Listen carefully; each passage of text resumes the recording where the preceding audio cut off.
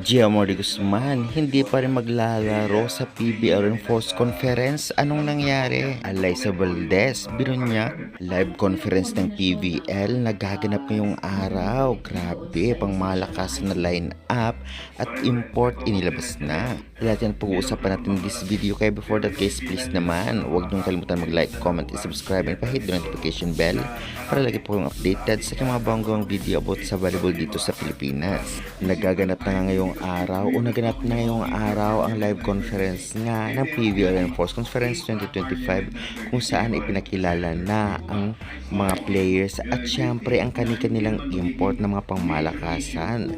Kaya kaabang-abang ang papalapit na PBL Reinforced Conference. Samantalang handa na ang lahat.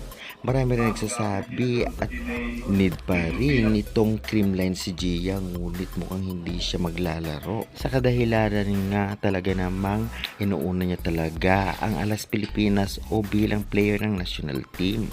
Marami ang nanghinayang at marami nagsasabing dapat magpahinga talaga siya at paghanda na lang ang SEA Games. Kaya guys, ang sa inyo, i-comment nyo na yan at huwag kalimutan mag-like and subscribe for more updates.